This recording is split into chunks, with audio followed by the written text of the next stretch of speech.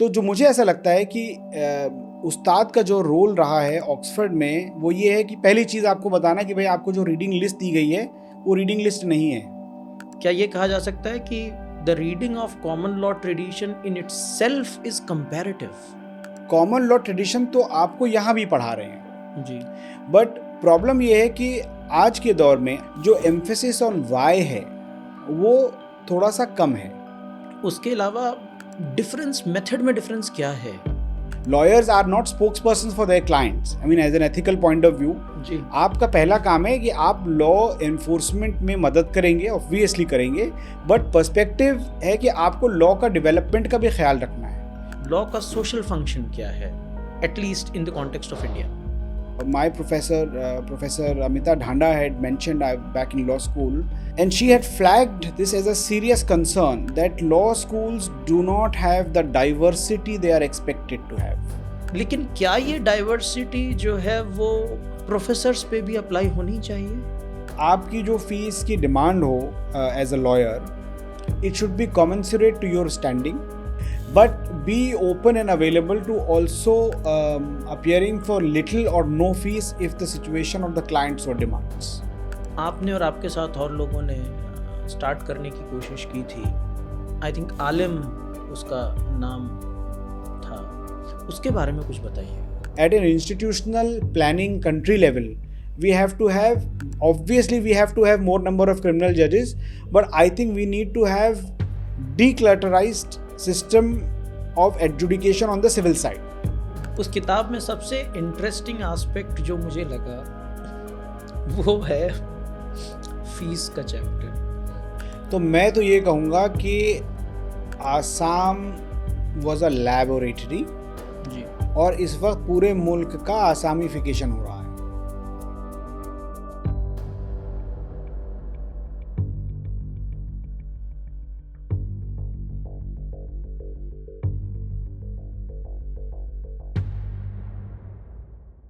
Knows के इस podcast में आपका खैर मकदम है। आज हमारे सामने एडवोकेट तलहा अब्दुर्रहमान साहब हैं। तलहा अब्दुर्रहमान साहब ने अपना BLLB नालसार हैदराबाद से किया है, अपना मास्टर्स ऑक्सफोर्ड से किया है और उसके बाद ही वो लॉ की प्रैक्टिस में लग गए। 2008 में उन्होंने इनरोलमेंट किया था और तकरीबन 2 दहाई से, since 2 decades almost, he has been practicing in the Supreme Court or High Court of India. More than 10 years ago, advocate on record बने थे। He is a very recognized name, alhamdulillah, in the legal fraternity. तो तला साहब बहुत शुक्रिया आपका आज की पॉडकास्ट के लिए। It's a pleasure for me. हम बहुत सारी चीज़ें डिस्कस करेंगे इंशाल्लाह। जो कुछ भी हमने पहले डिस्कस किया है, कुछ बैकग्राउंड कॉन्वर्सेशंस भी हैं हमारी, कुछ वो चीज़ें भी हैं जो आपके बारे में हमने मुख्तलिफ़ लोगों से सुनी फ्रॉम लीगल फ्रैटर्निटी। कुछ ऐसी चीज़ें भी हैं जो आपकी राइटिंग्स के थ्रू आती हैं, कुछ आपके केसेस के थ्रू आती हैं और कुछ ऐसे लोगों के थ्रू भी आती हैं जो इन्होंने आपके साथ काम किया है। तो will try to incorporate all of it इंशाल्लाह, और ये भी समझने की कोशिश करेंगे कि लीगल प्रोफेशन को आम लोगों तक कैसे ले जाया जा सके, आम इंसान इसको कैसे समझे, क्योंकि काफ़ी टेक्निकल समझ में आता है, और इससे आम इंसान कैसे इंगेज हो, क्योंकि at the end of the day law is made for the citizens. तो बहुत शुक्रिया आपका एक बार और। तला भाई, मैं स्टार्ट करना चाहता हूँ हमारी कन्वर्सेशन एक शॉर्ट बायो से आपके। आपका रुझान लॉ की तरफ, why an interest in law, क्योंकि इस वक्त बहुत ज़्यादा रुझान है लोगों का लॉ में, लेकिन 20 साल पहले वो रुझान नहीं था। पहली चीज़ तो ये, नेशनल लॉ यूनिवर्सिटीज़ बन चुकी थी, दे वर ग्रोइंग, ये बात सच है, लेकिन कम्युनिटी पर्सपेक्टिव से भी बहुत ज़्यादा लोगों का रुझान नहीं था। तो एक तो क्वेश्चन ये होगा कि वाई लॉ उस वक्त, और जाहिर सी बात है कंपटीशन टफ रहा होगा, बहुत सारी चीज़ें हैं। और जहाँ तक मुझे याद है उस वक्त सबके कॉम्पिटिशन्स भी अलग होते थे, मेरे क्लैट टाइम उस पे। वक्त नहीं था जी। तो एक तो ये है, और उसके बाद आपकी journey Oxford experiences, then coming back to India, we'll start with that इंशाल्लाह जी। तो सबसे पहला जो आपने मुझे सवाल मुझसे पूछा है वो ये कि भाई आपने लॉ क्यों चुना अपने लिए। मैं फैज़ाबाद में पला बड़ा हूँ। मेरी क्लास 10th की एजुकेशन फैज़ाबाद में रही है। अनलाइक द आउटसाइडर्स पर्सपेक्टिव कि पूरे हिंदुस्तान जो है वो फैज़ाबाद के बारे में कैसा सोचता है, क्योंकि फैज़ाबाद और अयोध्या ट्विन सिटीज़ रहे हैं। फैज़ाबाद के जो ख़ुद के लोग हैं उनका भी पर्सपेक्टिव कुछ इसी तरीके का रहा है रेस्ट ऑफ द कंट्री के बारे में, कि हम लोग आपस में तो ऐसे रहते हैं लेकिन बाहर ऐसा दिखाया जाता है कि क्या हो रहा है।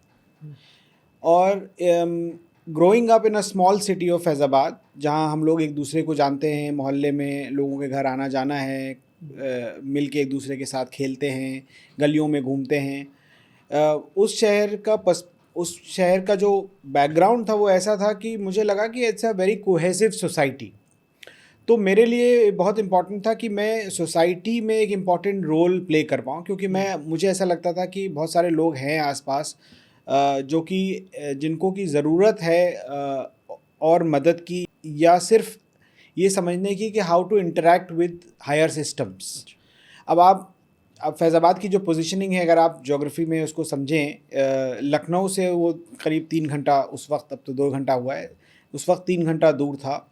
और ईस्टर्न यूपी का गेटवे है एक तरीके से लखनऊ एक्सेस करने के लिए। तो अगर किसी को आज़मगढ़, गोरखपुर, बस्ती से लखनऊ जाना है तो फैज़ाबाद होके जाना है।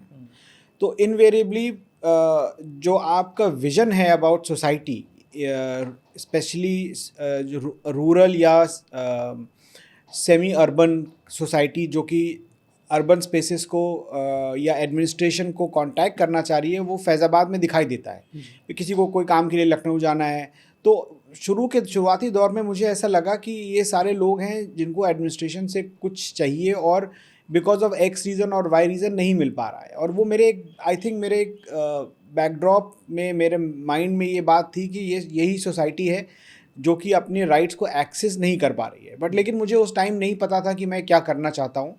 तो बहुत सारे उन बच्चों की तरह जो उस वक्त इंजीनियरिंग की तैयारी कर रहे थे, आईआईटी के एग्ज़ाम देना चाहते थे, मैं भी लखनऊ की तरफ भेज दिया गया 11th-12th में कि मैथ्स लेके आईआईटी का एग्ज़ाम देना है और इंजीनियरिंग के कोर्सेज लेने हैं। ऑल्सो जब मैं 11th में पहुंचा तो I also got appointed on small leadership positions in school. जब मैं फैज़ाबाद में भी था तो मैं बहुत साल मैंने स्कूल में अपने लीडरशिप पोजीशंस पे मैं रहा हूँ। तो because of that influence of the social upbringing और लीडरशिप पोजीशंस में रहने की वजह से मुझे ऐसा लगा कि I have to be in a place where I meet people and I see people's problem and I should try and make myself useful. और यही थॉट के साथ जो है मैंने घर में एक तरीके से कह सकते हैं कि उस वक्त बगावत करी कि भाई मुझे लॉ पढ़ना है। और बहुत मुश्किल से फिर मैंने घर वालों को अपने समझाया कि भाई लॉ मुझे करना है, इसलिए मैं 12th में इंजीनियरिंग का एग्ज़ाम नहीं दूंगा, या कम से कम सीरियसली नहीं दूंगा, और मैं लॉ पे फोकस करूंगा। So my father who was not a lawyer, he was himself an engineer, he agreed with great reluctance. And मेरे ख़ानदान में बहुत सारे डॉक्टर्स भी हैं, सबका ये कहना था भाई तुम इतने ज़हीन हो और पढ़ने में अच्छे हो, नंबर तुम्हारे अच्छे आ रहे हैं, तुमको लॉ करने की क्या ज़रूरत है। तो मेरे पास कोई जवाब नहीं होता था सिवाय इसके कि भाई मैं करना चाहता हूँ, मुझे मज़ा आएगा उसमें, मैं करूँगा। तो खैर जो करना था मैंने किया, with the condition my father eight that point of time said कि भाई तुम लॉ कर सकते हो लेकिन सिर्फ एक शर्त है कि तुम्हें बेस्ट इंस्टीट्यूशन से करना है और सेकेंड बेस्ट तो हम मानेंगे ही नहीं। तो मैंने कहा ठीक है, this is not a very difficult condition, because मैं भी अच्छी जगह से ही करना चाहूँगा। तो फिर मैंने अपना पूरा ज़ोर जो है वो लॉ एंट्रेंस की तरफ लगा दिया। उस वक्त अलग अलग इंस्टीट्यूशंस के अलग अलग एग्ज़ाम्स होते थे, तो वो टाइमिंग ऐसी थी कि सबसे पहले NUJS का एग्ज़ाम होता था क्लोज़र इन विंटर, जाड़े के वक्त, और उसके बाद फिर मार्च अप्रैल से ये बाकी एंट्रेंस एग्ज़ाम्स होना शुरू हो जाते थे।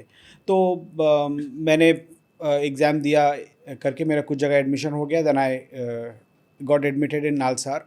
काफ़ी दिन तक मेरे घर वालों को ये लगता था कि ये छोड़ करके इंजीनियरिंग कर ले शायद, बट आई थिंक जब मैं थर्ड ईयर में था लॉ की of a 5 year course, that's the time when my father realised कि ये जो कर रहा है लॉ ये ठीक कोर्स है, इतना बुरा नहीं है। और उसका भी वाकया बहुत इंटरेस्टिंग है। मेरे फादर जो है वो बस से लखनऊ से इलाहाबाद जा रहे थे। अच्छा। तो उस वक्त उनके साथ क्या हुआ कि बस में जो बगल में उनके मुसाफिर बैठे थे वो कोई जज साहब थे। अच्छा। तो उन्होंने पूछा कि भाई आपके बच्चे क्या करते हैं? तो उन्होंने बताया कि साहब हमारे 3 बच्चे हैं और जो छोटा वाला है वो फलानी जगह से लॉ कर रहा है।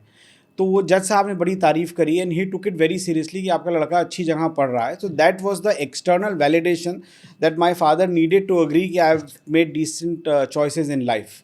So that is how I started, getting validations from my father.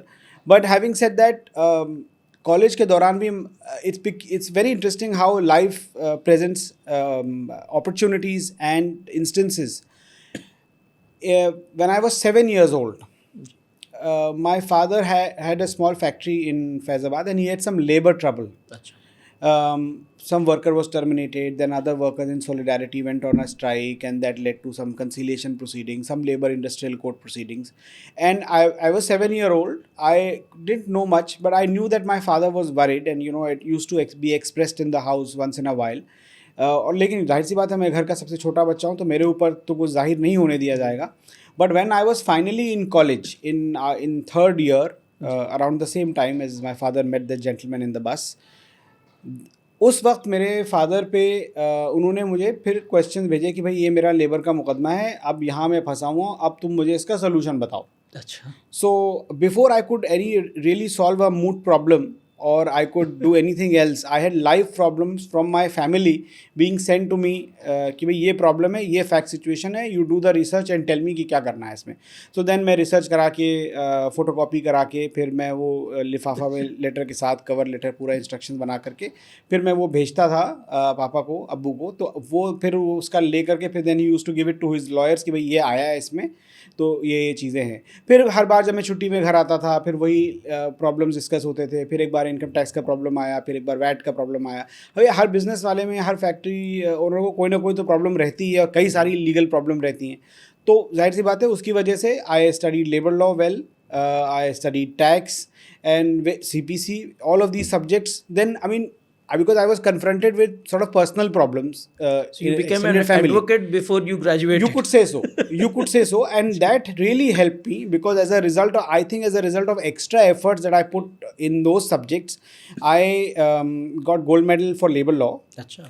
And that extra effort also helped me become standing counsel for income tax department at about 23-24 years of age. Because मैंने already income tax, मतलब लोगों को समझने में जितना time लगता है वो मैंने CA की किताब भी अंडर ग्रेड में ही पढ़ के ख़त्म कर दी थी, क्योंकि that was relevant to understand my father's cases. So I had to study them anyway out of sheer need to help my father.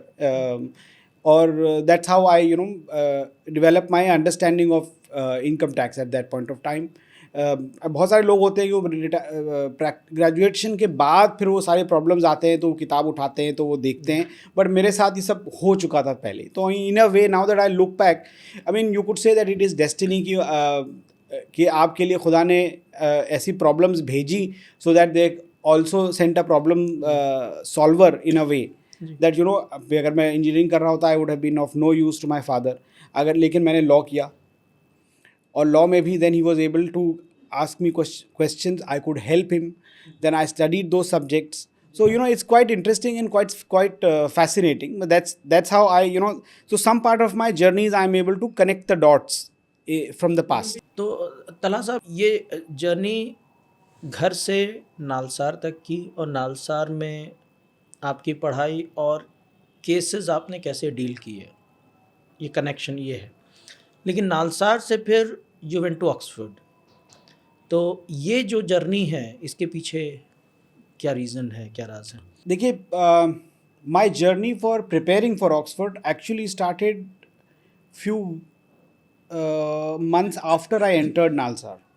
Reason for that is that in 4th or 5th year, I can't be starting a journey to do something in the 3rd year, because the preparation or and the expectation and the comparison, the global comparison that applies for candidates is very harsh when it comes to going abroad.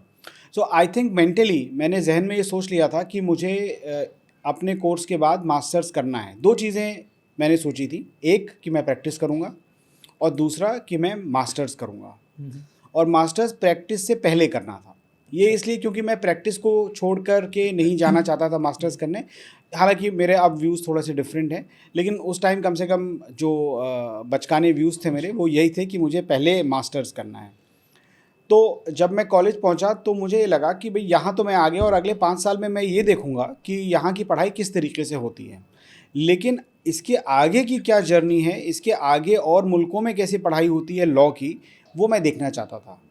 और वो मैं क्यों देखना चाहता था, उसका एक factor ये था कि मुझे ऐसा लगा कि जो हमारे फ्रीडम स्ट्रगल के एक्टर्स हैं, इंपॉर्टेंट कंट्रीब्यूटर्स हैं टू द फ्रीडम स्ट्रगल, या कॉन्स्टिट्यूएंट असेंबली डिबेट्स के जो टॉप लॉयर्स हैं, जो पार्टिसिपेंट्स हैं उसमें, they had exposure from the outside. तो what is it that they have gained that I should also gain. तो मैं कम से कम ये देखना चाहता था. हालांकि इस बात का अंदाज़ा नहीं था मुझे उस वक्त कि 1 साल का मास्टर्स प्रोग्राम जो है वो काफ़ी छोटा होता है इसको समझने के लिए, लेकिन इनफ था वो कि मुझे कम से कम उसने एक स्टार्टिंग पॉइंट तो बता दिया कि ये स्टार्टिंग पॉइंट है उसका. तो उसकी प्रेपरेशन के लिए मैंने फिर 2nd सेमेस्टर ऑनवर्ड से फिर आर्टिकल्स, पब्लिकेशंस के ऊपर काम शुरू कर दिया. अच्छा, पब्लिकेशंस का फ़ायदा बहुत होता है, not only in terms of कि आपका एक CV में एक एंट्री हो गई, but specifically from the point of view of writing, आपकी एनालिसिस इम्प्रूव होती है और एनालिसिस के साथ एक्सप्रेशन भी इम्प्रूव होता है. तो from my 2nd year onwards, 2nd semester onwards, I had started publication and started writing articles. तो उसमें आर्ग्यूमेंट फ्रेम करना है, उसके काउंटर आर्ग्यूमेंट्स को डील करना है, फिर और रिसर्च करना है कि किसने ये चीज़ें लिखी हुई हैं, क्या लिखा हुआ है, इस पे और सब्जेक्ट क्या है, ये आर्ग्यूमेंट जो है वो बॉर्डर लाइन किस आर्ग्यूमेंट पे है, उसके इसके बीच में क्या रिलेशनशिप है. ये सारी चीज़ें जो हैं वो 2nd सेमेस्टर से मैंने करना शुरू कर दिया था. And I think because of that 5th year तक आते आते मेरी एक रीजनेबल प्रेजेंटेबल CV हो गई थी for the purposes of admission in Oxford and also candidature for securing a scholarship.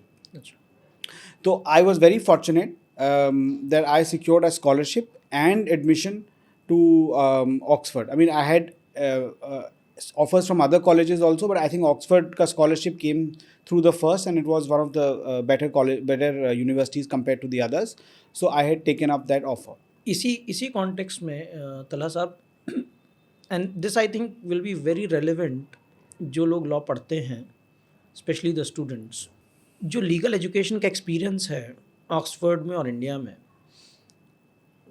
Theoretically लोगों को मालूम है, ज़्यादा रिग्रेस है, उनका ट्रेडिशन बहुत पुराना है, और क्योंकि वो इतना एक्सपोजर आपको देते हैं, वो जाहिर सी बात है आप बहुत लर्न करते हैं. सिर्फ किताबों से नहीं, आप इन्वायरमेंट से, आप बिल्डिंग से लर्न करते हैं. इंस्पायरिंग है वो. लेकिन उसके अलावा डिफरेंस, मेथड में डिफरेंस क्या है? मैं किस एक्सपेक्टेशन से पूछ रहा हूँ, I will tell you the reason. कि क्या वो एक ऐसा मेथड है जिसको हम इंस्टीट्यूशनली, अगर ना भी पॉसिबल हो कि साहब हमारे यहाँ करिकुलम बहुत डिफरेंट है, तरीका अलग है, ऑब्जेक्टिव्स अलग हैं, अगर वो इंस्टीट्यूशनली भी पॉसिबल ना हो, तो क्या कोई स्टूडेंट बज़ाते ख़ुद इंडिविजुअली क्या उस तरीक़े से पढ़ाई कर सकता है कि अगर वो ना भी जाए वहाँ पे, क्या वो उस तरीक़े का एक्सपोजर ले, at least from the text, environment से ना मिले, लोगों से ना मिले, लेकिन क्या लर्निंग के थ्रू, खुद सेल्फ लर्निंग के थ्रू, क्या वो उसको अचीव कर सकता है, और वो किस तरह का मेथड होगा? देखिए, मुझे ऐसा लगता है काफ़ी लेयर्ड है आपका सवाल है मुझसे. जो पहला जो इसका लेयर है वो ये है कि यहाँ की पढ़ाई और वहाँ की पढ़ाई में मुझे क्या फ़र्क महसूस हुआ. मैं इन्हें कह रहा हूँ क्या फ़र्क है, बट मुझे क्या फ़र्क महसूस हुआ. मुझे ऐसा लगता है कि जो यहाँ की पढ़ाई का जो लिमिटेशन है वो ये है, and may be that's a limitation of under graduate course, कि अंडर ग्रेजुएट कोर्स का स्टाइल ही यही होता है कि वो ये बताते हैं कि आपको व्हाट इज़ लॉ. जी. वहाँ पर जब आप जाते हैं मास्टर्स के लिए, तो the emphasis is not so much on what, क्योंकि व्हाट तो आप सेक्शन पढ़ के देख लेंगे, but the emphasis is why, अच्छा, और व्हाई इन योर कंट्री। अब इंडिया में अगर चाइल्ड टेस्टिमनी का लॉ एक तरीके से ग्रो हुआ है, तो ऑस्ट्रेलिया में कैसे ग्रो हुआ है, तो कनाडा में कैसे ग्रो हुआ है, और इंटरनेशनली जो उस पर लीगल रेजीम है अगर कोई, तो वो उसमें क्या फॉलो करती है, तो it allows a greater comparison and greater depth. अब मुझे नहीं पता कि यहाँ के पढ़ाने के अंदाज में कितना टीचर्स या स्टूडेंट्स खुद इस बात को एनकरेज करते हैं कि मैं ये देखूं कि ये प्रोविज़न है क्यों। जब तक आप ये नहीं समझेंगे कि ये प्रोविज़न क्यों है, आप वो गलतियां करते रहेंगे जो कोर्ट्स भी कर रहे हैं, और कोर्ट के फैसले को आप फैसले की तरह लेंगे, न कि आप उसको एकेडमिक डिस्कोर्स की तरह लेंगे। जबकि एज अ स्टूडेंट आपको अप्रिशिएट करना है कि फ़ैसला क्या है, और फैसले की रीजनिंग क्या है, और रीजनिंग में क्या कमी है, या क्या ये फ्यूचर से बात कर रहा है जी। ये एक पहलू है इसका। दूसरा जो आप का सवाल था कि क्या खुद से हम पढ़ सकते हैं, मेरे हिसाब से तो पढ़ सकते हैं, लेकिन होता क्या है कि आपको जो उस्ताद होता है वो सिर्फ आपको एक उंगली पकड़ के बताता है कि भाई देखो ये देख लो, ये देख लो, ये देख लो, ये देख लेना, ठीक। जी। अब आप एक सर्टेन लेवल का अगर आती है चीज़ें, तो उस लेवल के ऊपर आपको काम करना है।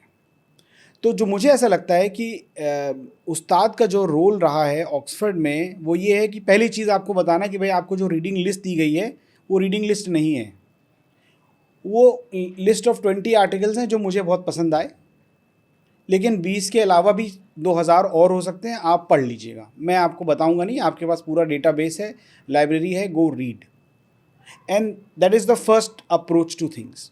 Now they will have case laws from various jurisdiction कि भाई US, UK, Canada, India, South Africa, maybe other countries also, आप उसको पढ़िए, वहाँ प्रॉब्लम्स को कैसे सॉल्व कर रहे हैं वो देखिए। और ये अप्रोच हम लोग हिंदुस्तान में भी करते हैं, बट हम लोग उसके पीछे की जो रीजनिंग है उसको नहीं अप्रिशिएट करते हैं। फॉर अस इशू इज़ ये ऐसा है, ये जान लो, ये आप कर सकते हैं, ये आप नहीं कर सकते। तो idea of law for lawyers is not to make law abiding citizen. जी, बहुत इंपॉर्टेंट पॉइंट बताया आपने। हम ये नहीं चाहते हैं कि आप लॉ को इस तरीके से पढ़ें कि भाई ये रूल है, ये फ्रेम है, आपको ये फॉलो करना है, तो यूर इनसाइड यूर आउटसाइड। ये तो लॉयर का काम नहीं है, ये लीगल टेक्नीशियन का काम हो सकता है। जी।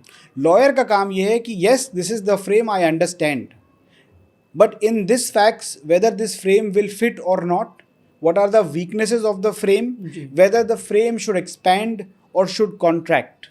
तो ये जब तक दायरा नहीं हम स्टूडेंट्स में डालेंगे, we will never end up making good lawyers। Lawyers are not spokespersons for their clients, I mean as an ethical point of view। जी। आपका पहला काम है कि आप लॉ एनफोर्समेंट में मदद करेंगे, ऑब्वियसली करेंगे, बट पर्सपेक्टिव है कि आपको लॉ का डेवलपमेंट का भी ख्याल रखना है। तो मुझे कभी कभी बहुत अफसोस होता है कि भाई as lawyer we are not doing enough to tell the court कि भाई ये चीज़ तो कॉन्स्टिट्यूशनली नहीं हो सकती, तो ये चीज़ आप मत करिए। आई थिंक ये बहुत इंपॉर्टेंट पॉइंट है, और जो आपने एक चीज़ हाईलाइट किया ना, I think it's very very important. आपका ये कहना है कि प्लेसेस लाइक ऑक्सफोर्ड में लॉ की एजुकेशन जब होती है तो वहाँ पे अलग अलग जुरिस्डिक्शंस को टच किया जाता है केसेस के बेसिस पे। क्या ये कहा जा सकता है कि वहाँ पे कॉमन लॉ ट्रेडिशन की पढ़ाई की जाती है?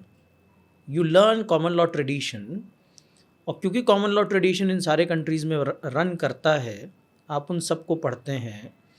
क्या ये कहा जा सकता है कि the reading of common law tradition in itself is comparative? देखिए, मैं पहली बात जो मैंने केवियट पहले लगाया था कि I underwent an undergraduate course ji, which is BA LLB। Now BA LLB की अपनी challenges हैं, मास्टर्स लेवल की अलग स्टाइल ऑफ पेडागोजी होती है, और PhD लेवल की अलग होगी। जी। तो हम किस लेवल के स्टूडेंट से डील कर रहे हैं उस पर भी वेरी कर सकता है। लेकिन जो हमारा एक्सपीरियंस रहा है, एटलीस्ट जो मेरा रहा है या और कॉलीग्स का फ्रॉम डिफरेंट लॉ स्कूल्स भी रहा है, उसमें ये है कि कॉमन लॉ ट्रेडिशन तो आपको यहाँ भी पढ़ा रहे हैं वो, जी बट प्रॉब्लम ये है कि आज के दौर में, आज के ख़ास आजकल के दौर में जो एम्फेसिस ऑन वाई है वो थोड़ा सा कम है। सिलेबस पूरा करना एक बात है, ऑब्वियसली सिलेबस है, आप भी पढ़ा चुके हैं, सो यू आर अवेयर कि भाई सिलेबस पूरा करने का इट्स अ ह्यूज प्रॉब्लम। ठीक है, sometimes you want to discuss but the time doesn't allow because you have to complete the syllabus, obviously that's a challenge, but within that challenge everybody has to function. तो बहुत सारी चीज़ें ऐसी होती हैं जो आप क्लास में ख़ास तौर पे डिस्कशन के तौर पे लाना चाहते हैं, so that people engage with it. And one very important factor that my Professor Amita Dhanda had mentioned back in law school, and she had flagged this as a serious concern, that law schools do not have the diversity they are expected to have. Unless you have diversity, you will not have different perspectives on how the law operates for different sets of people in the same society. Absolutely. So you have to have people from the rural background, you have to have people from small spaces, you have to have people from urban spaces, big cities, you have to have people from far off places like Ladakh and Kashmir and the northeast.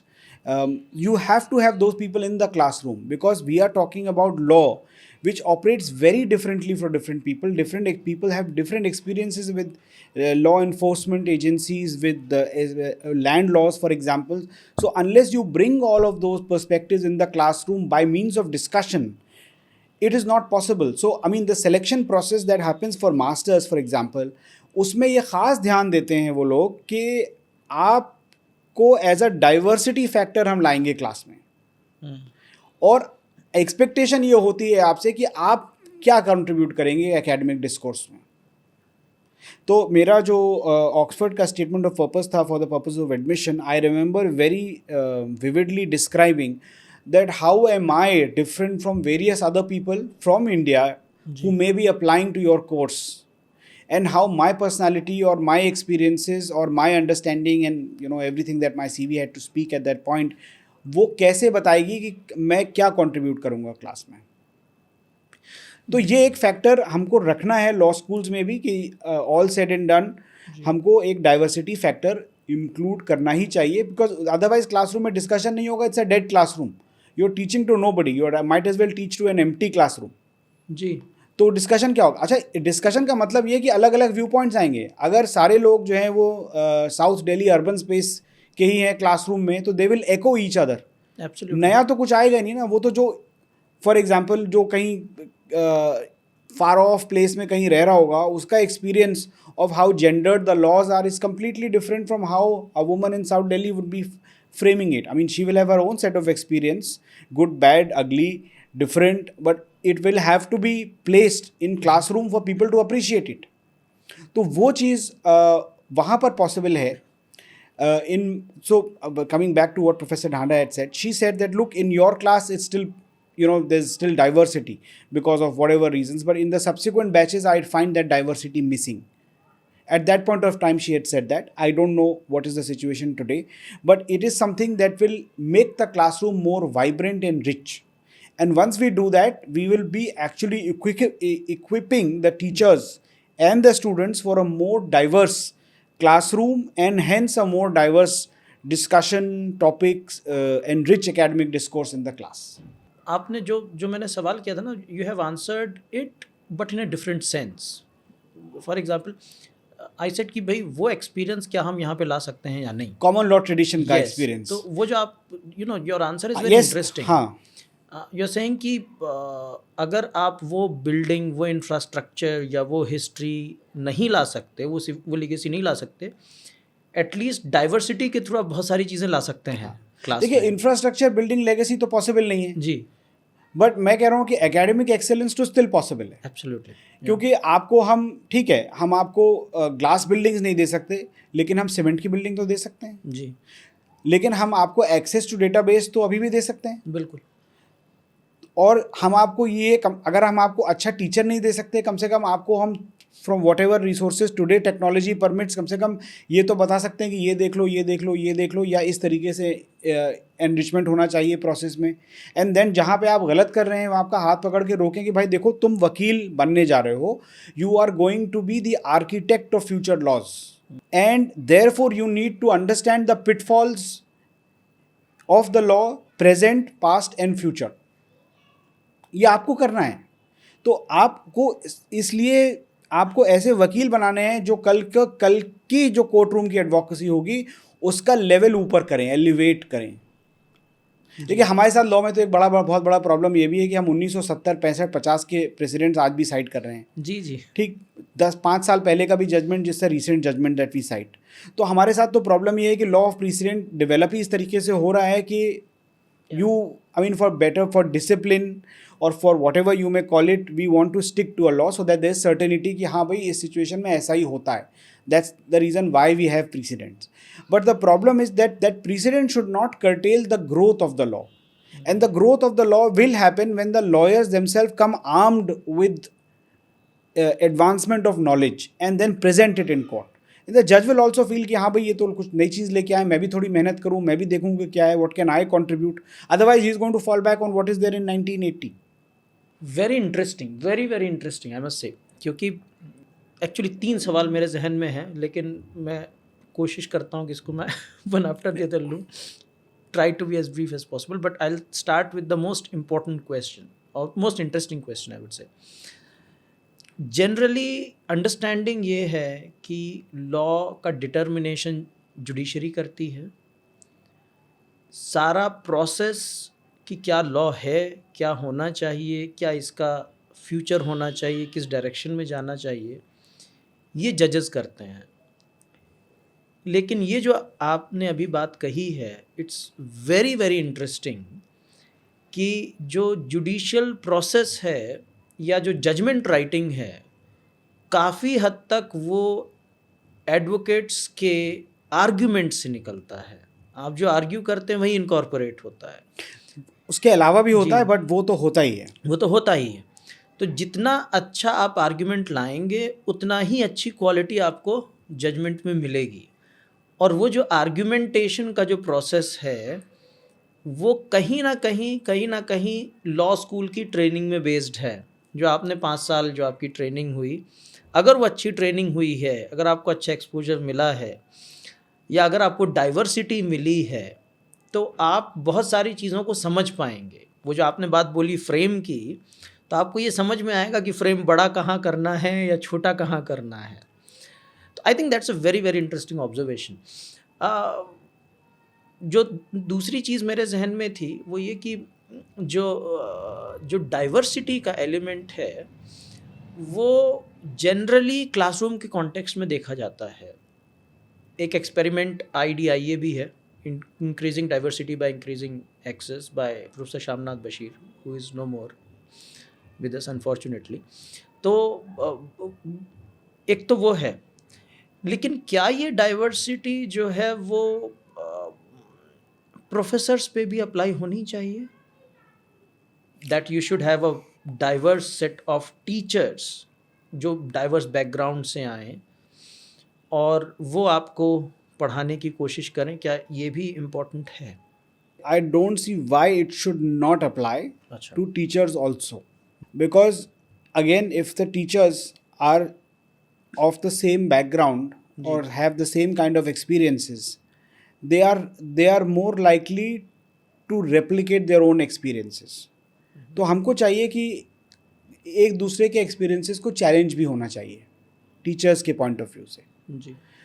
That is good for growth. Anything that brings diversity within the academic space, that increases the scope of understanding or makes the thinking deeper, should be brought in. But there is a reason. You may have all sorts of restrictions, but academic freedom is something that goes much deeper. जी. And by allowing all sorts of people to come within the academic discourse, जी. You are actually enriching that discourse. भाई किताब आप लिखते हैं, किताब में आपके एक्सपीरियंसेस होते हैं जी. या जिसकी किताब आप पढ़ रहे हैं उसके एक्सपीरियंसेस होते हैं, या उसने किसी और की एक्सपीरियंसेस उसमें लिखे होते हैं. तो अगर किताब मैं बोलूँगा कि भाई ये सब्जेक्ट पे ये 4 किताबें हैं, लोगों ने अलग अलग पर्सपेक्टिव से लिखी हैं, तो आप उसको प्रेजेंट करना का मौका दीजिए टीचर्स को. So obviously there should be diversity. I don't know about the selection process etc. and how subjective should they be or are to be made, but and I don't see a reason why that selection of teachers itself should not aim at some amount of diversity.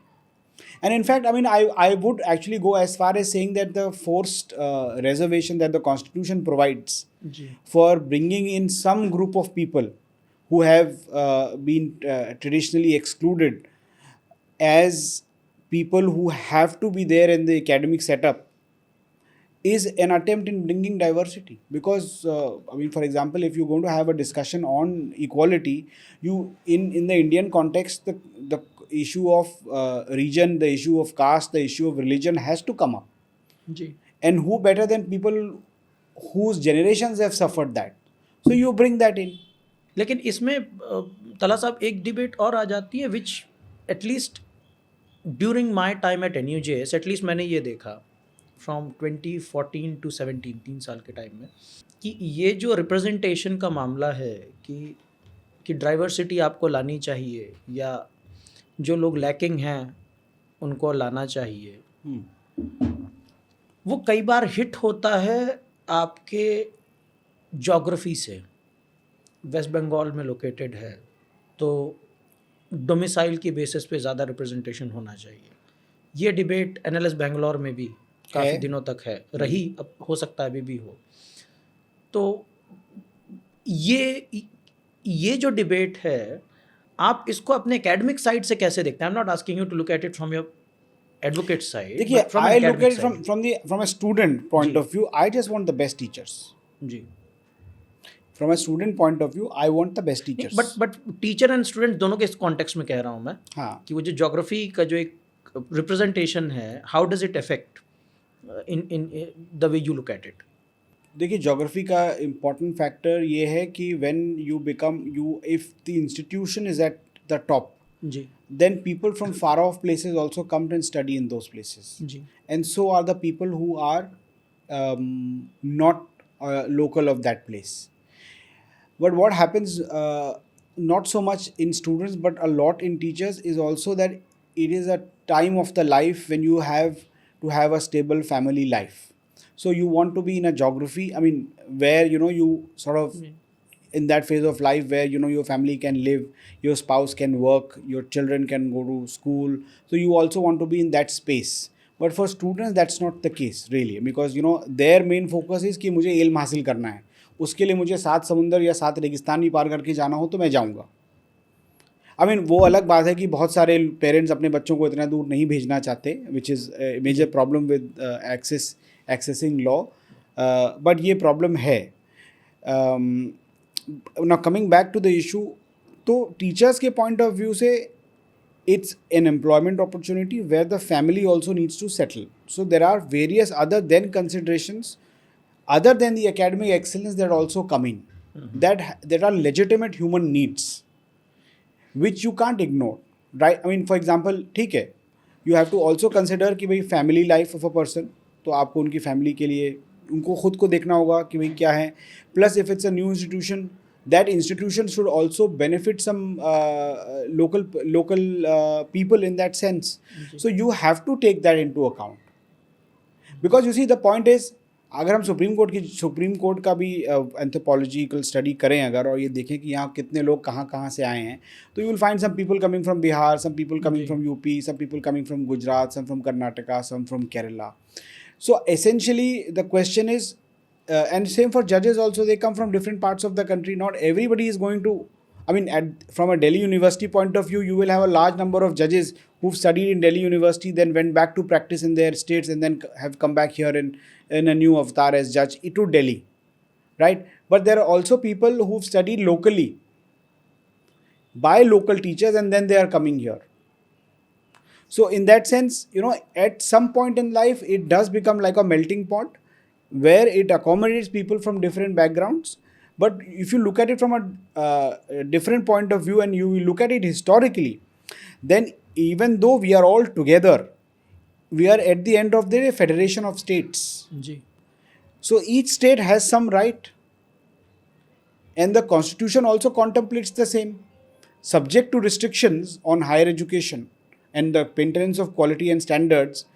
It's the main part of the state that has to do it. जी. In that context, let us try to pick the IDIA thing.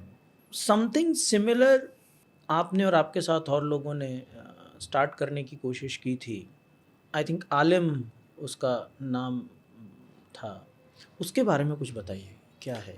So actually, not many people know about Alim's origins. It was essentially something that came out of conversation with Shamnath and his colleagues at IDIA at the time, because they said that, look, while we are working with IDIA to increase diversity from various disadvantaged groups, and over the years we have done it.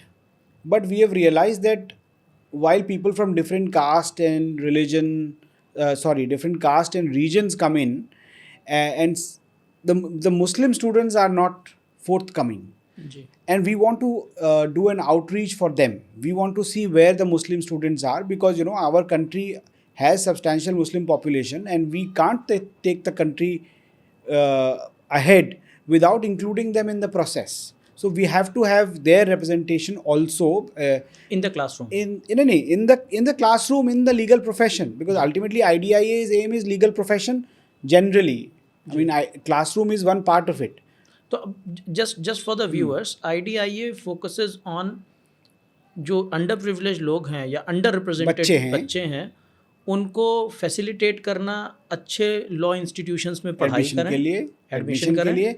फिर उस college में admission हो जाने के बाद वहाँ college में through out उनके में हैंड होल्डिंग होती है, क्योंकि कई बार बच्चे आउट ऑफ प्लेस फील करते हैं, उनके पास फाइनेंसेस नहीं होते हैं, उनके पास स्कॉलरशिप्स नहीं होती हैं, उनके पास इंटर्नशिप अपॉर्चुनिटीज़ नहीं होती हैं. बिकॉज आप समझ रहे हैं ना, inability to frame a sentence in English, कि मैं एक सेंटेंस इंग्लिश का ठीक से नहीं बोल पा रहा हूँ, या मैं ईमेल नहीं ठीक से लिख पा रहा हूँ, उस वजह से आपकी इंटर्नशिप एप्लीकेशन रिजेक्ट होती चली जाएगी. जी. एंड वो अपने आप को रीअफर्म करता चला जाएगा कि पिछला रिजेक्ट हो चुका है. तो उससे बाहर निकालने के लिए not only one needs to work on getting the students from schools to law schools, but also during their journey you sort of hand hold them कि भाई तुम चलो, हम तुम्हारे साथ चल रहे हैं और हमारे साथ पूरा एक कोहोर्ट है, तुम परेशान मत हो. और उसके बाद जब वो प्रोफेशन में जाना चाहें तो उसको फैसिलिटेट करना, और प्रोफेशन में भी थोड़ा सा उनका हाथ थामना कि भाई चलो देखो और लोग भी हैं, हम मिलवा देते हैं. बिकॉज फर्स्ट जनरेशन का तो अपने चैलेंजेस होते ही हैं जी. उसके बाद फिर उसके ऊपर से उनके जो रीजनल चैलेंजेस होंगे, जो लिंग्विस्टिक चैलेंजेस होंगे, जो कास्ट चैलेंजेस होंगे, वो अलग से. तो उन सब के लिए IDIA एक तरीके से increased diversity in the legal profession उसका ऑब्जेक्टिव है. हाँ, तो अब उसी के अब उस कॉन्टेक्स्ट में आलिम, तो जब शमनाथ से ये बात हुई तो शमनाथ ने ये कहा कि भाई मुसलमान बच्चे कहाँ हैं, वो क्यों नहीं आते हैं. तला साहब, आलिम क्या, मैं फुल फॉर्म पे बता रहा हूँ. हाँ.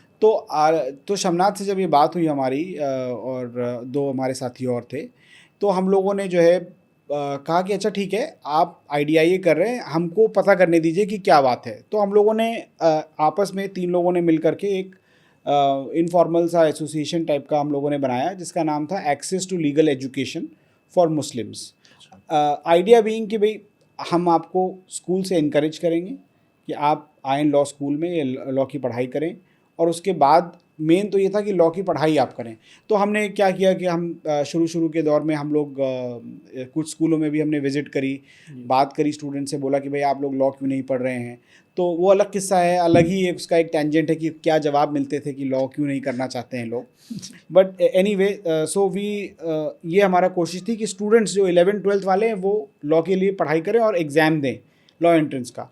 तो उसमें फिर हमने आइडेंटिफाई किया, मान लीजिए 10 या कुछ 12 लोग मिले, तो हमने उसमें से कहा कि अच्छा आप IDIA के ही थ्रू, तो हमने IDIA से बात करी लोगों से कि भाई आप हमारे बच्चों को जो है, हमारे बच्चों को क्या मतलब आइडेंटिफाई किया हुआ है, माइनॉरिटी स्कूल्स के बच्चे हैं, आप इनको अपने ही उसमें संरक्षण में ले लीजिए, ताकि ये जहाँ आपके इतने सारे बच्चे तैयारी कर रहे हैं क्लैट की, तो ये 2 और कर लेंगे.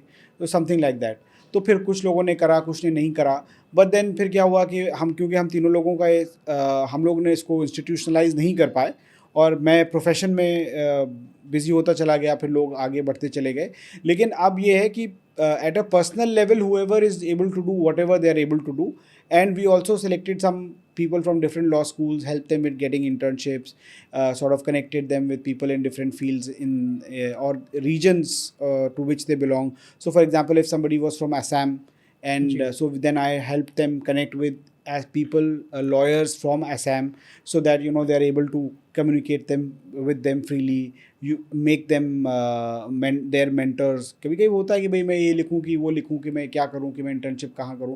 हमने कहा भाई ये तुम्हारे मेंटर हैं, तुम्हारे गुरु हैं, इनके चरणों में पड़ जाओ, अभी तुमको आगे नैया पार लगाएंगे। It just helps people to help. So that's the kind of exercise that we did for some time, but then we got busy in our own profession. So now it's being done more on a personal basis. But I realize I have not been able to get back to IDIA on whether their own program has been able to make a headway into getting more people from minority communities, specifically Muslims and Christians also, in their own program. If I really don't know what's the ground position on that. Talha साहब, we are trying to switch gears a little bit. We'll come to a book now. आपकी जो नई किताब है बहुत interesting किताब है। उसकी वजह यह है कि उस टॉपिक पे at least from an academic perspective मेरी नज़र के सामने से तो किताब नहीं गुजरी जो इस तरीक़े से प्रोफेशन को इंगेज करे, स्पेशली उन लोगों के लिए जो एंटर करना चाहते हैं उस प्रोफेशन में। थोड़ा सा अपनी किताब का बैकग्राउंड अगर आप दे दें व्यूअर्स के लिए, मैं थोड़ा सा बता दूं किताब के बारे में, and will go to your story. Sure. The book is all about the practice of law. Law की प्रैक्टिस में जब आप एंटर होते हैं तो उसमें जो डिफ़िकल्टीज़ होती हैं, चाहे ब्रीफ बनाना हो या रिसर्च करनी हो या आर्ग्यूमेंट करना हो या क्लाइंट से एंगेज करना हो या प्रोफेशनल एथिक्स के मामलात हों, these are all that have been discussed by Talha Saab in the book, which I think is very, very important. But more on that from your side. But before that, story उसकी मैं जानना चाहूँगा, क्योंकि हमारी आपकी एक conversation हुई थी जिसमें आपने briefly indicate किया था, which I think is again very interesting.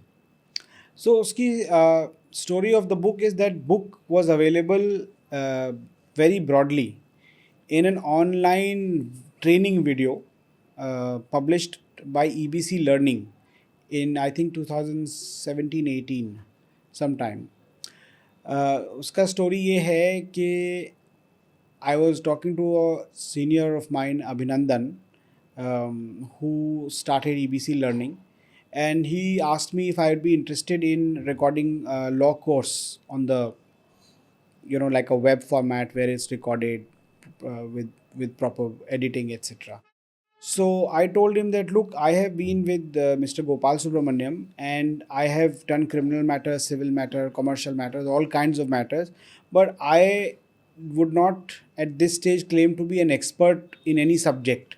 So to come out now and say कि भाई ये एक मैं कोर्स बना रहा हूँ जो कि आर्बिट्रेशन पे है या सिविल प्रोसीजर पे है या ट्रांसफ़र ऑफ प्रॉपर्टी पे है, that will not be possible for me. So he said, look, if you're a general lawyer and you spend so much time just between Bombay and court tribunals in Bombay, then Lucknow, and then Delhi now in Supreme Court, High Court, and various tribunals here, and you have an understanding of administrative law, then why don't you make like a general course on litigation? Because he said, and in true also, he said, look, a lot of people, especially the first generation lawyers, when they enter litigation, they are completely at loss and they don't know where to begin. तो उनके लिए जो है ये course तुम बनाओ और उस एंगल से तुम इसको बनाओ, वेरी बेसिक। तो फिर मैंने कहा ठीक है, this is something that I like to do, because like I said my guiding principle from college, from school was to be helpful, and that's why I taken up law. So ऐसे ठीक है, अगर मैं ऐसा कुछ काम करता हूँ उससे बहुत सारे नए लोगों को मदद मिलती है तो ठीक है। I am also first generation lawyer, so I also navigated all of these things. तो मैंने पहले वीडियो कोर्स बनाया उनके लिए, जिसमें ये था कि ब्रीफ क्या होता है, हमारे लैंग्वेज में ब्रीफ किसे कहते हैं, उसमें फाइल्स, पेपर्स, ऑर्डर्स कहाँ पे अरेंज करने हैं, उसमें क्या पढ़ना है, कोर्ट में मैटर्स जाते हैं तो क्या फाइलिंग का प्रोसेस होता है, कब टेकअप होता है, कॉज लिस्ट होती है, कितनी तरह की कॉज लिस्ट होती है, फिर तुमको किस कॉज लिस्ट को ध्यान रखना है, कब तुमको अलर्ट रहना है कि कौन सा मैटर, ऐसा नहीं हो कि तुम बाहर बैठे हो और तुम्हारा मैटर टेकअप हो जाए और वो ख़त्म हो जाए और तारीख पड़ जाए. So you know those kind of things. अगर आप नए हैं प्रोफेशन में तो ये सारी चीज़ें आपको बहुत परेशान करेंगी. तो उसको जहन में रखते हुए जो है फिर मैंने एक कोर्स बनाया और उसकी रिकॉर्डिंग हुई.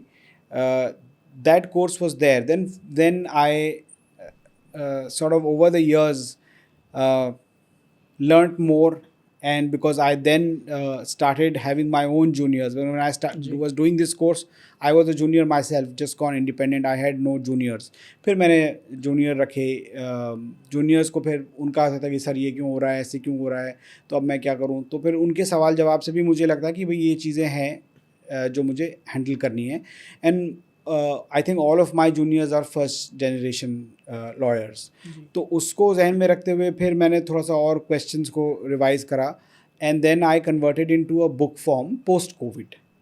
क्योंकि मुझे कोविड में लगा कि भाई एटलीस्ट एक काम तो ऐसा करके जाओ कि लोग याद रखें थोड़ा. तो फिर मैंने कहा कि फिर मैंने उस किताब पे काम किया, एंड फिर I sent it to Eastern Book Company for consideration for a manuscript.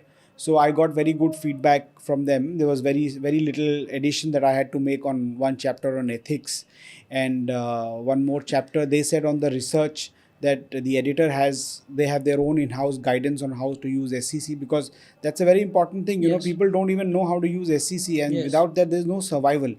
So then they added that chapter, and then so finally the book was out last year in June.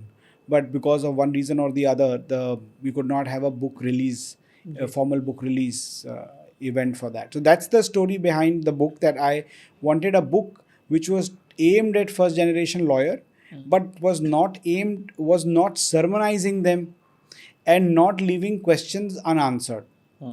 बीच में कोई चीज़ नहीं छोड़नी है. And तक ये नहीं कि cause list देख लो.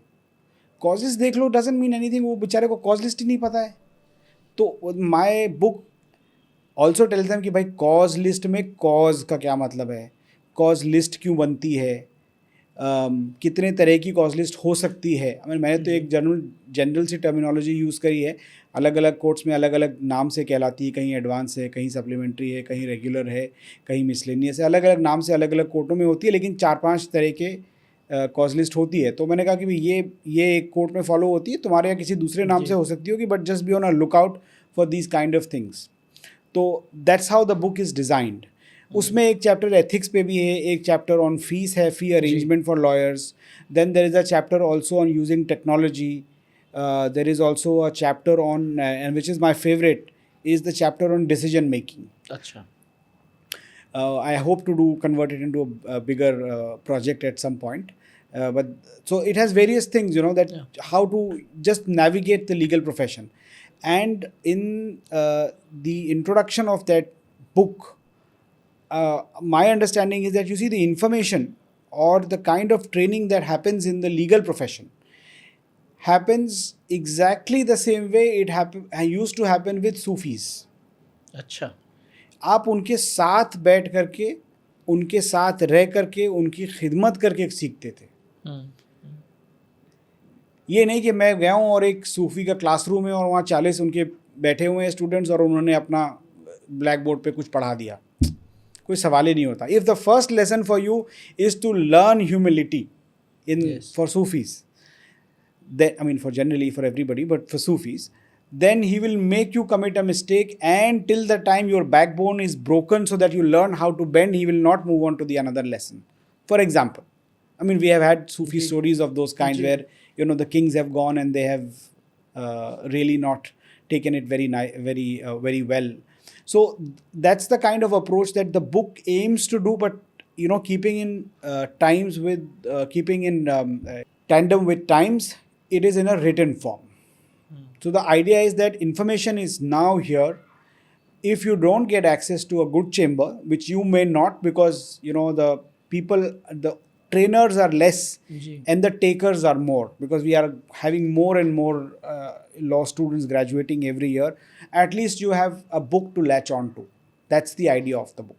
उस किताब में सबसे इंटरेस्टिंग एस्पेक्ट जो मुझे लगा वो है फीस का चैप्टर, Correct? क्योंकि वो सबसे स्लिपरी पाथ है जो करियर स्टार्ट कर रहा है, क्योंकि उसको पैसा भी कमाना है, क्लाइंट भी बनाना है।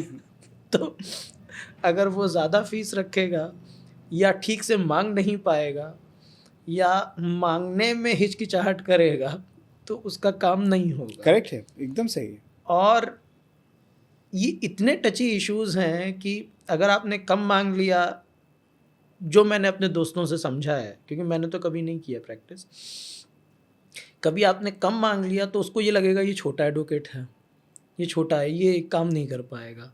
आपने ज़्यादा मांग लिया, अच्छा वो इस प्रिजम्पशन से जा रहा है कि आप जो भी मांगेंगे ज़्यादा मांगेंगे, जो हिंदुस्तान का हाँ कल्चर हाँ है बिल्कुल, देन यू नेगोशिएट। वो आप नेगोशिएट करेंगे।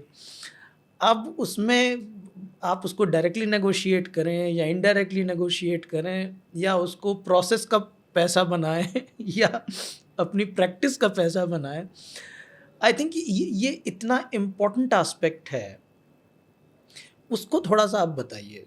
Not in much detail, of course one should read the book, but थोड़ा सा अगर आप बताएं तो I think that will be very interesting for people. देखिए, whatever your fee arrangement is, जी पहले तो ये बार काउंसिल रूल्स के हिसाब से होना चाहिए। जी तो क्लाइंट आपके पास ही आएगा, वो क्लाइंट्स, कई बार क्लाइंट आते हैं, वो they want to take a chance जी कि अगर हो गया वकील साहब तो आपको मैं इतनी फीस दूंगा, अगर नहीं हुआ तो मैं इतनी फीस दूंगा। So this kind of contingent fee arrangement हमारे कंट्री में इसकी इजाज़त नहीं है। हालांकि in other countries the law has evolve, लेकिन हमारे यहाँ अभी इसकी इजाज़त नहीं है। तो और ये सबसे कॉमन है जो क्लाइंट लेकर के आता है, specially those clients who are watching these Netflix series, क्योंकि वहाँ पे यही होता है, वो यही देखते हैं तो उनको लगता है कि यही हम ऑफर कर देंगे। तो ये इससे बचना है, because this is not very ethical, because then you start having an interest in the outcome of the case, I think. तो पहला चीज़ तो ये है। दूसरा ये है कि आपकी जो फीस की डिमांड हो as a lawyer, it should be commensurate to your standing, but be open and available to also appearing for little or no fees if the situation or the client so demands.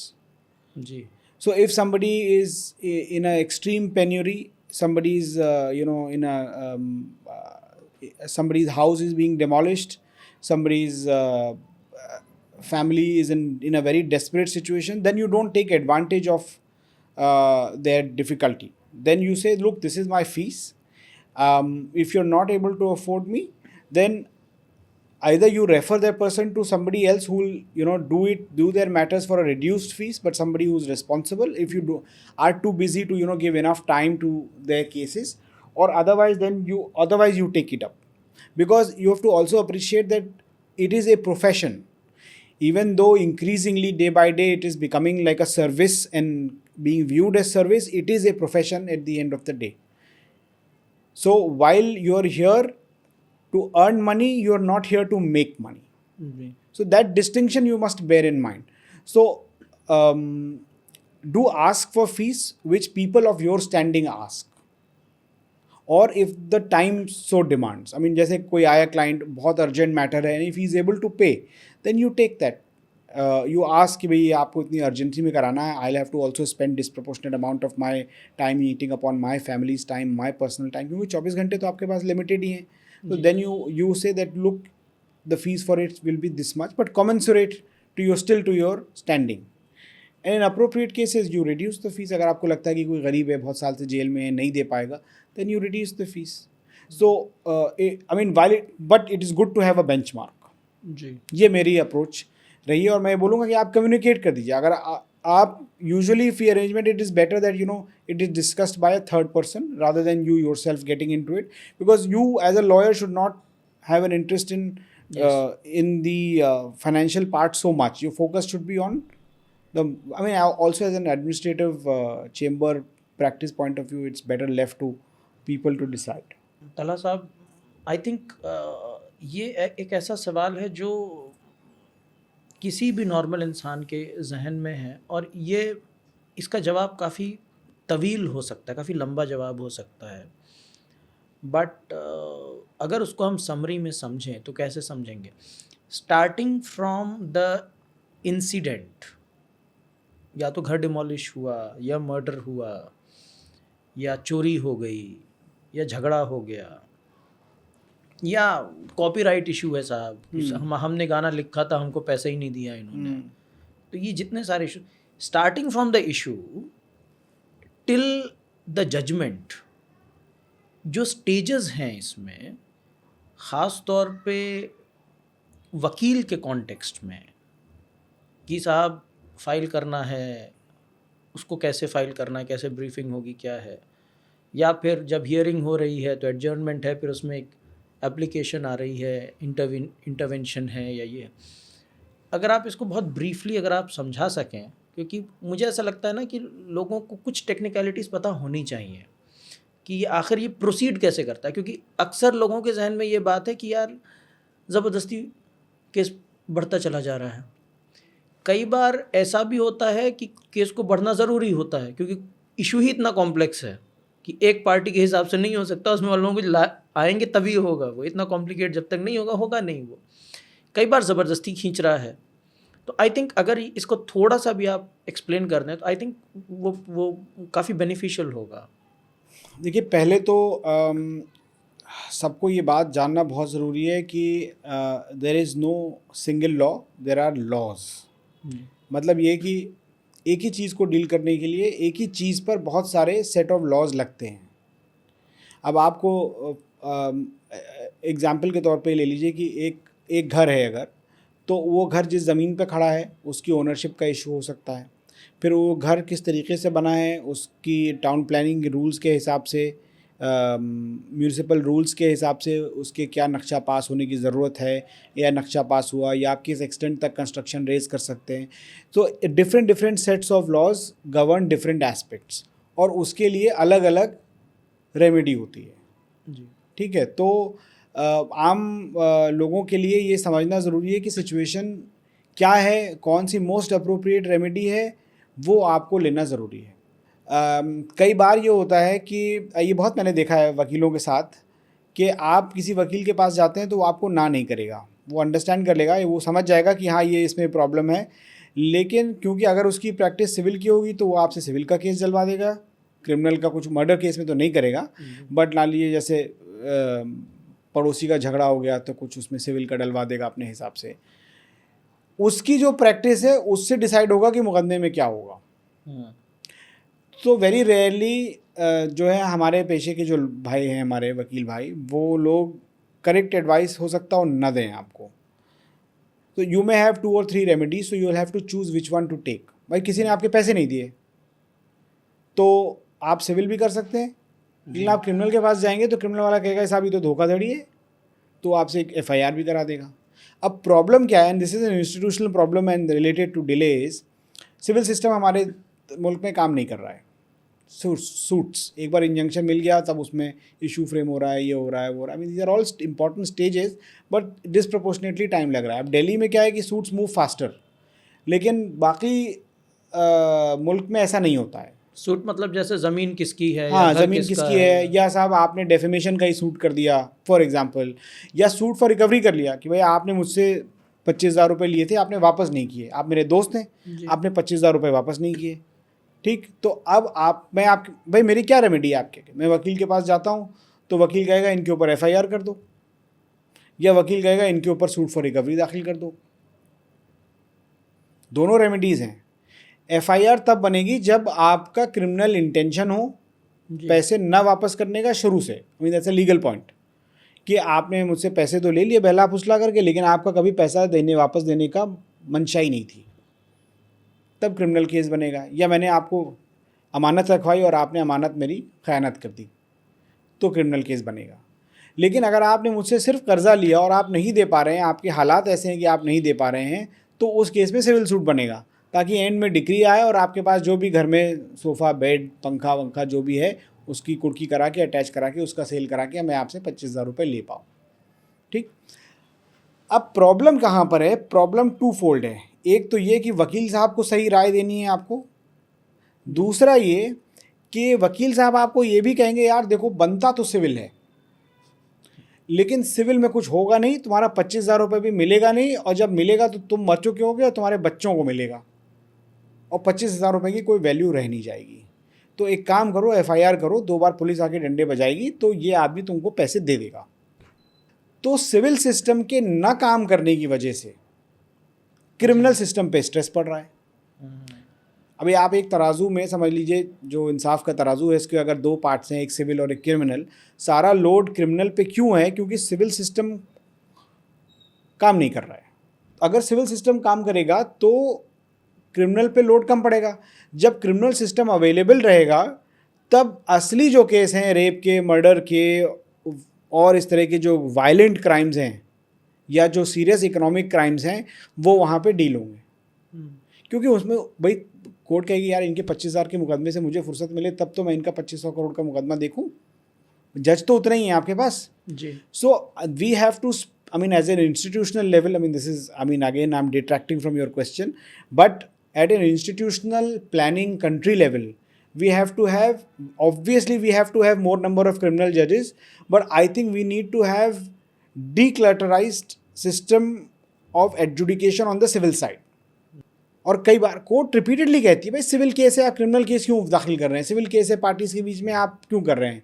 किसी ठेकेदार का पैसा नहीं दिया, वो criminal का FIR करके बैठा हुआ है। जो है मियाँ बीवी में लड़ाई हो गई, बीवी अपनी ज्वेलरी लेके चली गई, सास की भी कुछ ज्वेलरी लेके चली गई, आपने 406 का मुकदमा कर दिया। तो आई मीन ज़रूरी ठीक है पैसे ले गई वो मैट्रिमोनियल कॉन्टेक्स्ट में, बट ये तो सिविल में भी देखा जा सकता है ना जी। लेकिन आप क्रिमिनल कर रहे हैं उसको। तो और जो जेन्युइन केस हैं क्रिमिनल में वो फिर डील नहीं हो पा रहे हैं। तो number 1 is that you have to have correct advice जी। And I am only talking about courts. अभी ट्राइब्यूनल का तो मैंने जिक्र भी नहीं करा। जो 5,000 ट्राइब्यूनल है हमारे मुल्क में, उनके बारे में तो मैंने भी बोला भी नहीं है। अभी सिर्फ सिविल और क्रिमिनल कोर्ट के बीच में ही ये दास्तान चल रही है, और उसके बाद जो है फिर ट्राइब्यूनल्स पे भी इशू आता है कि अच्छा अब आपके पास सिविल में भी कंज्यूमर है। फॉर एग्जांपल जब हमारे फलानी चीज़ हमने ली थी डिफेक्टिव निकल गई जी, तो आप सिविल सूट करेंगे कि कंज्यूमर में जाएंगे? तो वो भी आपको बताएगा वकील साहब कि सिविल जाइए कि कंज्यूमर जाइए। वो प्रोज एंड कौन सा हो सकता है, वो कंज्यूमर का केस करता हो, कहता हो कंज्यूमर कर लो, हो सकता है वो सिविल का केस करता हो सकता है वो सिविल ही कर ले। आप सिविल कोर्ट में पहुंचे, सिविल जज कहेगा भैया आप लोग कंज्यूमर में लेके जाओ ना, यहाँ मेरे पास क्यों लेके आए हो?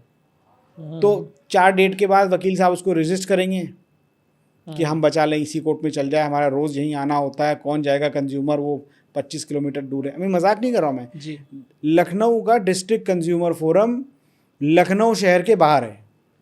अच्छा, मतलब शहर के बाहर है डिस्ट्रिक्ट में ही, लेकिन शहर के बाहर है।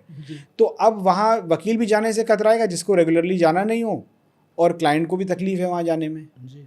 तो आई मीन उन्होंने ये सोचा कि भाई शहर फैलेगा तो वहाँ पहुँच जाएगा, तो 15 साल बाद ही शहर के अंदर आ जाएगा और यहाँ बड़ी जगह मिल रही है, ठीक है। But these are all I mean planning disaster from a litigant point of view.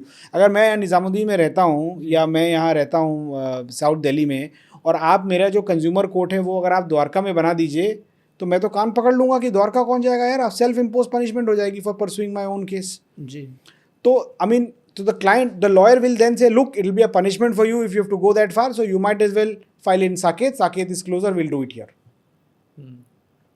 So these are all, so why delay? तो अब ये तो हो गया कि आपने रेमेडी कौन सी चूज़ करी, उसके ऊपर बहुत ज़्यादा डिले होता है। I mean, I have documented academic discourse on it because I have actually, from a same cause of action, there were 3 companies.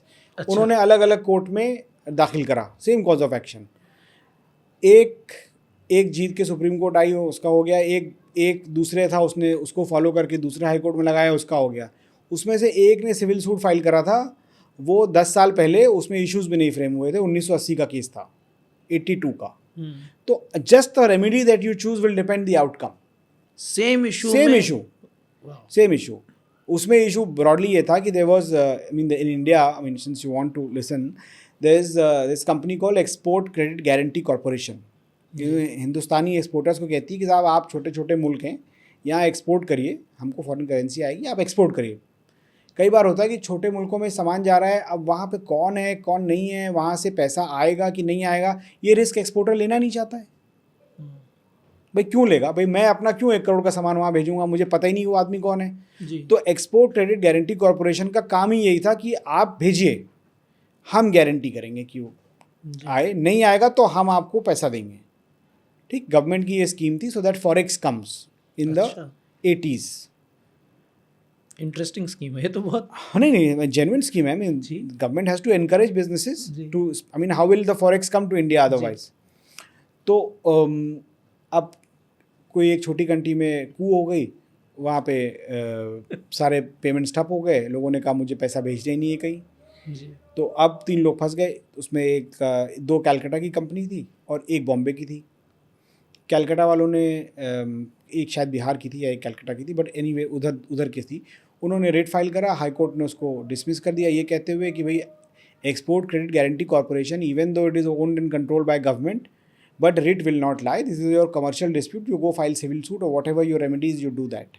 उसके बाद वो सुप्रीम कोर्ट में आए, सुप्रीम कोर्ट में आया और सुप्रीम कोर्ट ने लंबा चौड़ा जजमेंट दिया, कहा कि साहब आप स्टेट हैं, आपकी जिम्मेदारी है, आपने कॉरपोरेशन है, आपने इन लोगों से इसी बेसिस पर आपने इनसे वहाँ बिजनेस करवाया कि आप उसको इंश्योरेंस गारंटी देंगे, और अगर अब आप नहीं दे रहे हैं तो ये बहुत गलत बात है, ये आर्टिकल 14 का वायलेशन है, आपका बिहेवियर इस तरह का नहीं चलेगा। जी। Good case.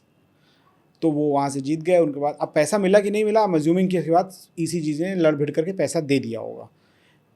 इसी को फॉलो करते हुए दूसरे हाई कोर्ट ने भी रिलीफ दे दिया, तो 3 में से 2 लोगों को मिल गए। एक भाई साहब ने सिविल सूट फाइल करा बॉम्बे में, क्योंकि उनका हेड ऑफिस बॉम्बे में था, तो उन्होंने बॉम्बे में सिविल सूट फाइल करा। तो वो सिविल सूट मैं 2008-9 में कंपनी का ड्यू डिलिजेंस कर रहा था, उस टाइम पर वो सूट आया उसका, मतलब लिस्ट में पेंडिंग लिटिगेशंस में वो आया है। तो मैंने देखा ये पेंडिंग लिटिगेशन क्या है, तो मैंने प्लेंट पढ़ा पूरा, तो मुझे समझ में आया कि ये उस केस जो उसके बारे में हमने कॉलेज में पढ़ा था, वो केस डिसाइड हो गया था जी। ये उसका ही एक भाई है जो यहाँ पे इन्होंने सूट दाखिल किया था, और उसमें स्टेज क्या थी कि साहब आज तक इशू ही नहीं फ्रेम हुए हैं। तो just the kind of remedy that you choose will determine whether you are fast tracked और you are on a slow remedy, and this is why you know the lawyer, that's an the, I mean again the lawyer will determine whether it is a case of following the frame, expanding it or constructing it. जी। भाई वो lawyer जो था उस time पे कोई law नहीं था कि इस तरह के मैटर्स में रिट लाई करेगी कि नहीं करेगी। किसी लॉयर का बढ़िया अंडरस्टैंडिंग था कि नहीं, ऐसा कैसे हो सकता है कि गवर्नमेंट है, आप गवर्नमेंट एजेंसी हैं, आपके कहने पर मैंने अपना करोड़ों का सामान भेजा, तो आपने हमसे इंश्योरेंस जब दिया है तो आप देंगे ना, this a public law issue, Why should I go in a civil suit and spend years together? जी। तो उन्होंने रिट फाइल करी, अब वो इवेंचुअली सुप्रीम कोर्ट में आकर डिसाइड होगी। तो some lawyer who studied his constitutional law well, he experimented, that experiment failed in the high court, worked in the supreme court to his benefit. So that's how you expand the boundaries of law for the benefit of your client. So when coming back to your question, coming back to answering law people, so it's very difficult to say कि भाई क्या सीधा रास्ता है और क्या how to avoid adjournments etc. It's very difficult. In some cases adjournments are institutional. For example, there are judges, lower court, trial court judges who don't have a stenographer. Ji. So obviously they will not be able to write judgments. तो कौन type करेगा? जी। तो उसकी वजह से issue होता है। There was a जज, आई नो ऑफ दैट जज, दैट जज could not dictate judgments held up for 6 months because they did not have a Hindi steno and they were a labor court judge. They said my obligation is to give judgments that my litigant can understand. जी। My litigant cannot understand English. I can finish and dictate in English, but that will not help my client. He will not be able to understand. भाई labour है, मजदूर आदमी, उसको हिंदी में फैसला नहीं देंगे, उसको समझ में नहीं आएगा तो क्या फ़ायदा, हम उसके लिए लिख रहे हैं ना जी। उसको समझ में आना चाहिए। तो they did not, so all the sub matters में जजमेंट स्टेज पे लगा है, डेट लग रही है, जब तक स्टेनो बाबू आएंगे नहीं, नए स्टेनो अपॉइंट ही नहीं होंगे कोर्ट में, तब तक फैसला नहीं आएगा। So some reasons for adjournment are also institutional, ठीक, and some reasons are obviously lawyers also try to avoid sometimes कि वहाँ बिजी हैं तो नहीं आएंगे, ठीक है, I mean I see that, but it's a litigant's choice to stick through that lawyer कि भाई मेरा राइट टू चॉइस है कि मैं यही वकील से अपना मुकदमा कराऊंगा। जी। And courts also out of tradition and respect, they also sort of accommodate. ठीक है, कई बार ये होता है कि 10 बजे वकील नहीं है, 12 बजे तक आ जाता है, लेकिन तब तक होता है कि भाई अब तो डेट पड़ चुकी है, अब तो अगली डेट पे आइएगा. तो वो भी होता है ट्रायल कोर्ट में कि अब तो डेट पड़ गई, और दूसरी पार्टी चाहती है कि डेट पड़ जाए जल्दी से, जी. हम भी जाएं भी. तो I mean, these are all, I mean, it's very difficult to say in a particular case why adjournments. एक आखिरी चीज़ जो And judge are overburdened, na? That Yeah. you have to acknowledge that judge are overburdened. Yes that I understand कि अब तो खैर उनको हर रोज़ शाम में बताना होता है उन्होंने क्या किया है दिन भर में. हाँ, that itself is a job. that itself is a chore. Yes.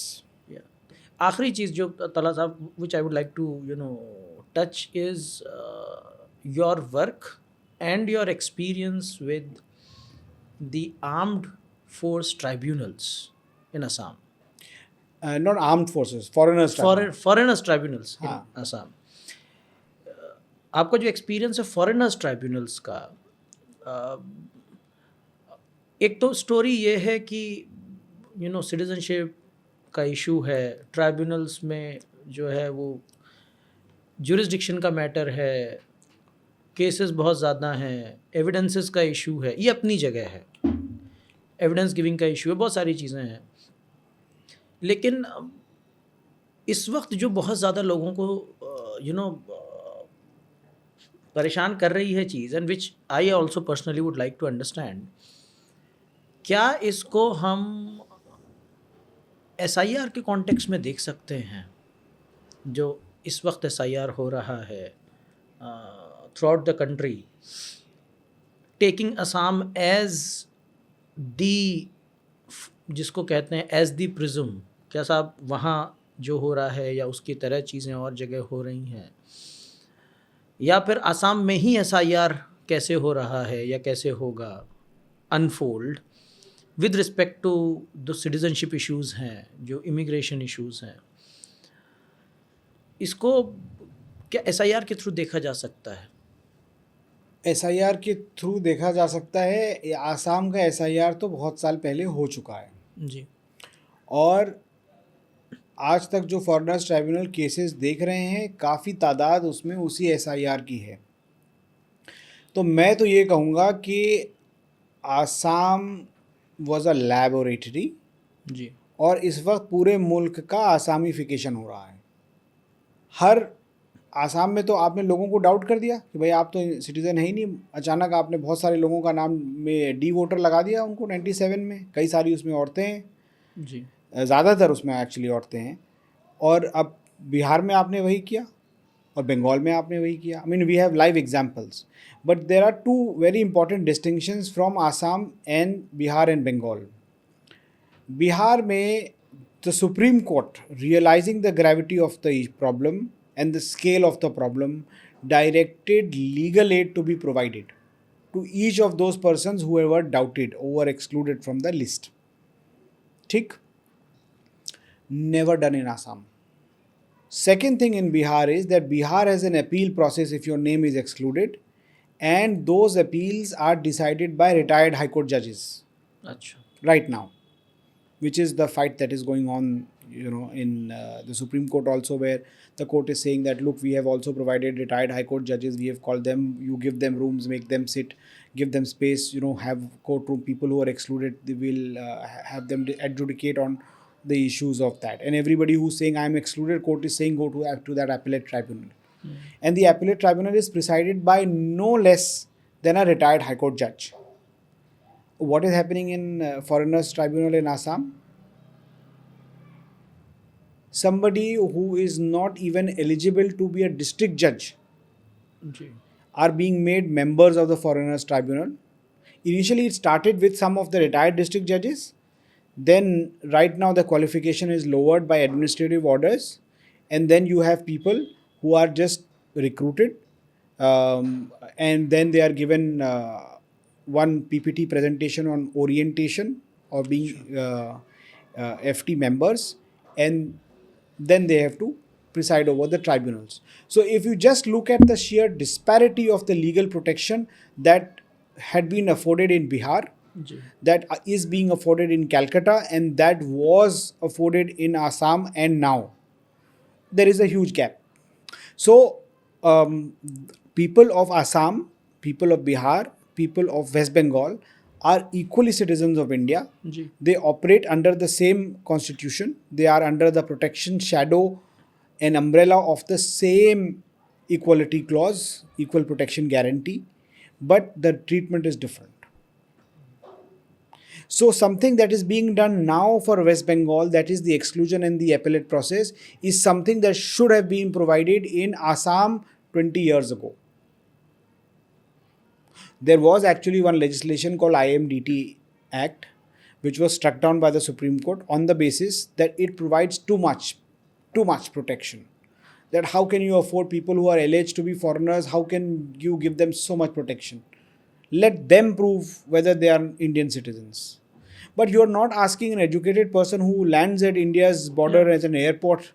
But these are all people whose houses have been swept away repeatedly by Brahmaputra, जी who have moved from one village to another over a period of 4, 5, 6 decades, who have suffered the onslaught of nature, onslaught of various natural and otherwise forces. You're asking them to produce document, and there's no leeway, no guarantee, no consistency also in how the system is applied. So the Foreigners Tribunal, in my assessment, does not satisfy the basics of the rule of law guarantee that should be available to every citizen in this country, and which is exemplified by the Supreme Court's order in West Bengal's case. If you're doubted in the voter list that you're maybe an outsider Bengali speaking person living in West Bengal and you've got yourself enrolled, then why should not a D voter of Assam, who's also being doubted broadly on the same ground, जी be given the same kind of protection? When the citizenship laws are the central legislation governing the whole of country. Now they may say that there's a special regime for Assam, and there is special, but that regime does not provide an exception of the kind that you will not be afforded a tribunal that is fully entrenched in the constitution. Absolutely, The absolutely. tribunal members are on a 3-year contract. जी Earlier, so then there are people who were terminated, and those people went in a writ petition to the High Court, and that judgment is very instructive, and I think you should make it a part of this podcast. That judgment notes the contentions of the councils, and one of the councils there practically is arguing that I cannot be discontinued from my post of members foreigner tribunal because I choose to decide in a particular way. And that's how the contracts are being renewed. And वो quite apart, steno नहीं मिला, stationery नहीं मिलती, वो लोग सब चीज़ें अपनी जेब से लगाते हैं, वो सब भी उसमें नोटेड हैं. But that I am not on that. I am on your own decisional independence. Is that sufficiently safe guarded? The Foreigners Act 1946 repealed by a new legislation, but no such guarantee is forthcoming even in that. And if you look at the white paper on Assam, which explains on why these tribunals was created in 1964 by the Foreigners Order, Tribunals Order 1964. The idea was because in the international community, they were summarily throwing people off the border. So they said, look, international community में बहुत थू-थू हो रही है हमारी, that we are not following the law. We can't just collect people and, get rid of them. So they said, all right, we will have an administrative hearing for them. So the idea in 64 by creating a tribunal was to give an administrative hearing to satisfy the clamor in the international community that we are not following the rule of law. And Which in is not 60s, there anymore. हाँ अब तो international law नहीं, का कोई international element law ही नहीं है. नहीं, international law तो इस हमारे पर्सपेक्टिव से जो भी इंटरनेशनल लॉ था, universal declaration of human right है या जो बेसिक गारंटीज हैं, all of this are practically now embedded in our own law. I don't think in today's time and date you can say कि भाई UDHR is part of international law, जिससे हमें कोई लेना देना ही नहीं है. जी Because all of that is so basic. I mean, that's how, the society also, the law also advance. You may say that Constitution in 1950 did not have a due process clause, and therefore what is this due process guarantee? I will not believe in that. You may say for all you want to, but the law in this country has recognized Article 21 as providing a due process. So the law, again, going back to the same frame example, it is our responsibility as lawyers to argue and elevate the discussion and our submissions to a level that the court also feels concerned and pushed to advance the law. ठीक है, law lay down तो court ही करता है. They may reject, they may not reject, they may accept. But it is our job to persuade them or to tell them that look, the history is going to look at you for how you exercised your discretion in a way. And we can't be regressive. We can't be going back to 1950s and say no no no, this regressive standard will apply. एक बार हमने progress कर लिया civilisation ने, human being ने, humanity ने, तो पीछे जाने का तो सवाल ही नहीं उठता. एक आखिरी क्वेश्चन मैं चाहता हूँ, थोड़ा सा इसको पॉजिटिव नोट पे we end. If I ask you कि लॉ का सोशल फंक्शन क्या है, लॉ की रेलेवेंस क्या है, in a simple layman terms, क्यों पढ़ना चाहिए, क्यों इंगेज करना चाहिए, क्यों भागना नहीं चाहिए, क्यों समझने की कोशिश करना चाहिए, लॉ का सोशल फंक्शन क्या है, at least in the context of India? I think just to be responsible for your own self and being responsible to others, you should know what the law expects of you. One. Two is that if you feel obliged as a human being to help other human beings or even animals, then you have to have an understanding of not only your rights but their rights and help them exercise that right. I mean, we say very often in our discourses that, and it's something that very deeply entrenched, said by great thinkers, that I may disagree with you, but I will still protect your right to disagree with me. जी. And I will protect your right of free speech. So in this process, I am understanding what my rights and obligations and limitations are. But so is yours. And if you are not able to realize it, then as a society we are not developing. Because society का जो development होता है वो एक constant, एक मंथन से होता रहता है, जिसे हिंदी में आप कहिए. तो जब तक वो मंथन नहीं होगा तब तक जो है वो ठहराव आ जाएगा, और ठहराव सोसाइटी को आगे लेके तो नहीं जाएगा. तो that I feel is the biggest social function of understanding the law. कि मैं ये समझूं कि भाई आपके क्या हक़ हैं, आपकी क्या जिम्मेदारियां हैं, मेरे क्या हक़ हैं, मेरी क्या जिम्मेदारियां हैं, और I will exercise my rights and perform my duties and I will help you do the same. बहुत बहुत शुक्रिया Thank तलहा you. साहब. बहुत मज़ा आया. It was a wonderful conversation, and I think we will have a lot to learn from this. At least बहुत सी चीज़ें इसमें ऐसी निकल के आई हैं जो शायद मैंने भी नहीं सोचा होगा.